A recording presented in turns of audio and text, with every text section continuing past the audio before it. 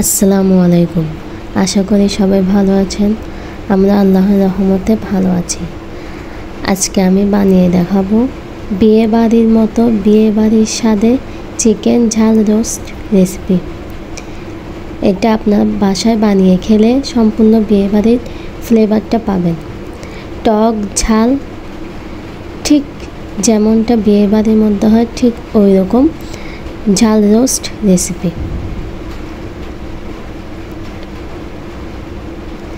প্রথমে আমি এখানে পেঁয়াজ বেরেস্তা করে নেব। এই রেসিপির জন্য পেঁয়াজ বেরেস্তাটা খুবই জরুরি, তাই আগে আমি পেঁয়াজ বেরেস্তা করে নেব।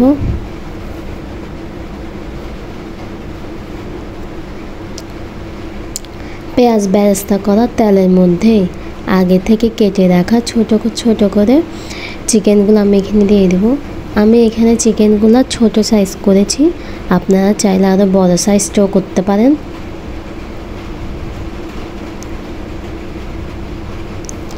এই চিকেনগুলোকে আমি একটু গোল্ডেন ব্রাউন কালার হওয়া পর্যন্ত ভেজে নেব।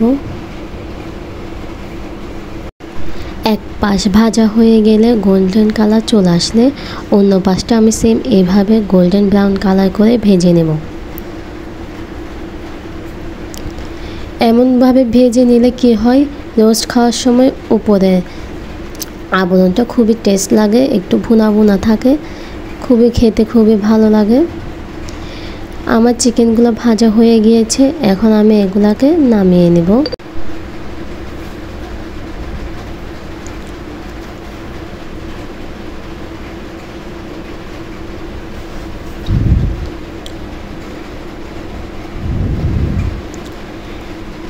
এরপর সেই একই তেলে আমি সামান্য কিছুটা পেঁয়াজ একটু সটে করে নেব।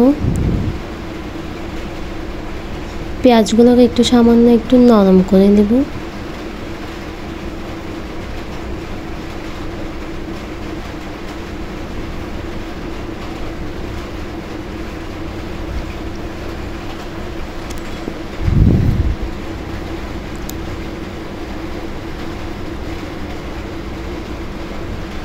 পেঁয়াজগুলো নরম হয়ে এলে আমি এখানে কিছু গোটা মশলা অ্যাড করব। এখানে আমি 3-4টা এলাচ, 2টা দারুচিনি, তারপর 4টা মতো লং ও কয়েকটা তেজপাতা দিয়েছি। এই মশলাটাকে একটু পেঁয়াজের সাথে মিশিয়ে কষিয়ে নেব। এখন আমি বাটা মশলা অ্যাড করব। এখানে আছে 1 টেবিল চামচ করে পেঁয়াজ বাটা, আদা বাটা ও রসুন বাটা। এসব দেওয়ার পরও একটু ভালো করে কষিয়ে নেব যাতে মশলার কাঁচা গন্ধটা চলে যায়।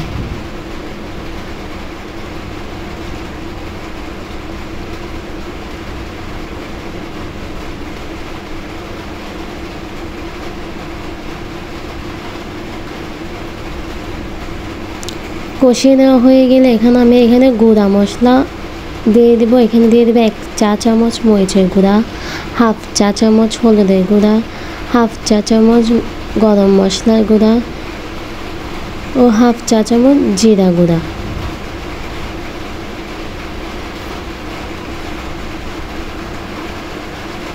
এক চা চামচের মতো ধনিয়া গুঁড়া ও স্বাদ মতো লবণ দিয়ে আমি এগুলোকে ভালো করে মশলা সব একসাথে ভালোভাবে মিশিয়ে নেব ও ভালোভাবে কষিয়ে নেব।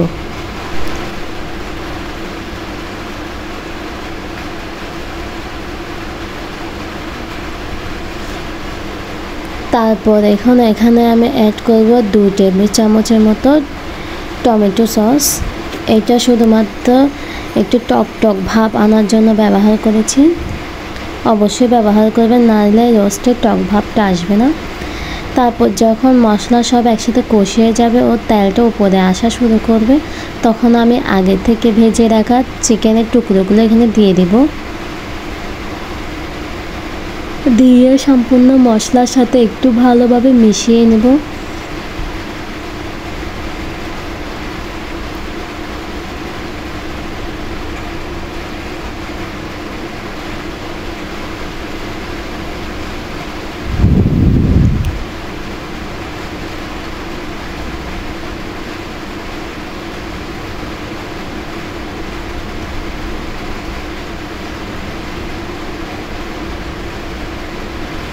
তারপর 2 টেবিল চামচের মতো পানি দিয়ে আমি এটাকে একটু সিদ্ধ করে নেব।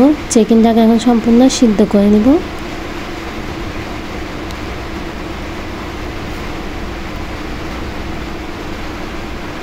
চিকেনটা দেখেন সম্পূর্ণ সিদ্ধ হয়ে গিয়েছে ও পানিগুলো সম্পূর্ণ টেনে গিয়েছে, তেলগুলোও উঠে উঠে এসেছে। এখন আমি এখানে আরও একটু টক ভাব আনার জন্য অ্যাড করে দেবো 2-3টা আলু বোখরা ও দিয়ে দেব 1 কাপের মতো টক দই। আর উপর থেকে দিয়ে দেব কয়েকটা কাঁচামরিচ ফালি দিয়ে একটু ভালোভাবে সব মিক্স করে নেব। এই টক দইটা আমি সাধারণত দুধের মধ্যে লেবু দিয়ে টক দই বানিয়ে তারপরে এখানে ব্যবহার করেছি। আপনারা চাইলে টক দই দোকান থেকে কেনা টক দইও ব্যবহার করতে পারেন। যখন সবগুলো উপকরণ একসাথে মিশে সুন্দর করে ফুটে উঠবে ও তেলগুলো উপরে উঠে আসবে, তখন তার মধ্যে আমি পেঁয়াজ বেরেস্তা দিয়ে 5 মিনিটের জন্য দমে দিয়ে দেব। এতে করে পেঁয়াজ বেরেস্তার একটা সুন্দর ঘ্রাণ রোস্টের মধ্যে থেকে আসবে ও খেতে ফ্লেভারটা খুব মজাদার লাগবে। রেডি হয়ে গেছে আমার চিকেন রোস্ট রেসিপি। আশা করি আপনাদের সবার ভালো লেগেছে ও সহজে লেগেছে। এটা এভাবে বানালে আপনারা সম্পূর্ণ বিয়েবাড়ির স্বাদটা পাবেন, টক টক ও ঝাল ঝাল স্বাদটা পাবেন। যদি আজকের আমার এই রেসিপিটি ভালো লেগে থাকে তাহলে দয়া করে আমার চ্যানেলটা সাবস্ক্রাইব করে দেবেন ও আমার পাশে থাকবেন। আজকের জন্য এখানেই, পরবর্তী দেখা হবে নতুন কোনো রেসিপি নিয়ে। ততদিন ভালো থাকবেন, সুস্থ থাকবেন ও আমাদের জন্য দোয়া করবেন। আল্লাহ হাফেজ।